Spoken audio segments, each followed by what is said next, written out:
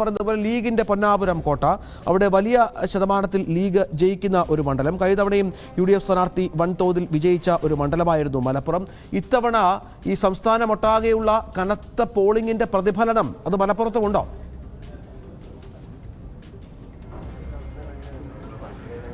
രഞ്ജിത്ത്, ഞാൻ നിൽക്കുന്നത് മലപ്പുറം സെൻറ്റ് ജമാസിലാണ്. ഇവിടെ നമുക്ക് ദൃശ്യങ്ങൾ കാണാം. പോളിംഗിൻ്റെ സ്റ്റേഷന് മുമ്പിൽ, ബൂത്തിന് മുമ്പിൽ വലിയ ഒരു വരി തന്നെ ആളുകളുടെ ഉണ്ട്. നമുക്കറിയാം മലപ്പുറത്തിൻ്റെ മറ്റൊരു സാഹചര്യം കൂടിയുണ്ട്. വെള്ളിയാഴ്ച സാധാരണ എല്ലാവരും പള്ളിയിൽ പോകുന്ന ദിവസമാണ് മലപ്പുറത്തുള്ള ഭൂരിഭാഗം പേരും. അതുകൊണ്ട് തന്നെ അതിന് മുൻപ് 12 മണിക്ക് മുൻപായിട്ട് വന്ന് വോട്ട് രേഖപ്പെടുത്തി നമസ്കാര ചടങ്ങുകൾ നിർവഹിക്കുക. അതുപോലെ നല്ല ചൂട് അനുഭവപ്പെടുന്നുണ്ട്. അപ്പോൾ 10 മണിക്ക് മുമ്പ് വെയിലൊക്കെ ചൂടാവുന്നതിന് മുൻപ് വോട്ട് ചെയ്ത് പോവുക എന്നുള്ളൊരു ഉദ്ദേശമൊക്കെ തന്നെയായിരിക്കും ആളുകളുടെ ഈ ഒരു തിരക്കിന് മുമ്പിൽ. നമുക്ക് ആളുകളുടെ ഒരു പ്രതികരണത്തിലേക്ക് പോകാം. എന്താണ് വളരെ നേരത്തെ തന്നെ വോട്ട് ചെയ്യാനുള്ളൊരു നേരത്തെ വോട്ട് ചെയ്യാൻ വേണ്ടി കരുതിയാണ്. വെള്ളിയാഴ്ച ആയതുകൊണ്ട് പിന്നെ ചൂട് വരുന്നതിന് മുമ്പ് തന്നെ ചൂട് വരുന്നത് 12 മണിക്ക് മുമ്പ് വോട്ടൊക്കെ ചെയ്തല്ലേ? ഇല്ല, അപ്പോൾ കുറച്ച് ഒരു അരമണിക്കൂർ നേരത്തെ വോട്ട് ചെയ്താൽ പിന്നെ ബുദ്ധിമുട്ടുകളില്ല എന്നുള്ളതിലാണ്. നമുക്ക് ആളുകളൊക്കെ തന്നെ ഒരുപാട് നേരം കാത്തു നിൽക്കുന്നവരാണ്. ഒരുപാട് സമയമായി വന്നു. നമ്മളിവിടെ 8:30 വന്നാണ്. എന്താണ് വെള്ളിയാഴ്ച ആയതുകൊണ്ടാണോ നേരത്തെ തന്നെ ഈ അതെ, ഇന്ന് പള്ളിയുള്ള നേരത്തെ കഴിച്ചു. ഞങ്ങളൊന്നിച്ച് കാത്തിട്ടുണ്ട്. അരമണിക്കൂറിന് മേലെയായി, 1 മണിക്കൂറായി. ചൂട് രാവിലെ ആകുമ്പോൾ പിന്നെ കുറച്ച് സമാധാനം ഉണ്ടാവും. ചൂട് പ്രശ്നമാക്കണ്ടല്ലോ. ഒരുപാട് സമയമായി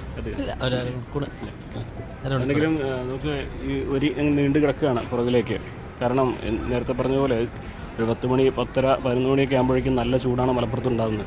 ആ സമയത്തിന് മുൻപ് വോട്ട് ചെയ്ത് മടങ്ങുക, അതുപോലെ തന്നെ പള്ളിയിൽ പോകുന്നവർക്ക് അതിനുള്ള ഒരു സമയം കൃത്യമായിട്ട് ഉച്ചയ്ക്ക് ലഭിക്കും. അപ്പോൾ അതുകൊണ്ടാണ് രാവിലെ മിക്കവാറും ഇടങ്ങളിലൊക്കെ ഈ ഒരു തിരക്ക് അനുഭവപ്പെടുന്നതെന്നാണ് മനസ്സിലാക്കാൻ സാധിക്കുന്നത്.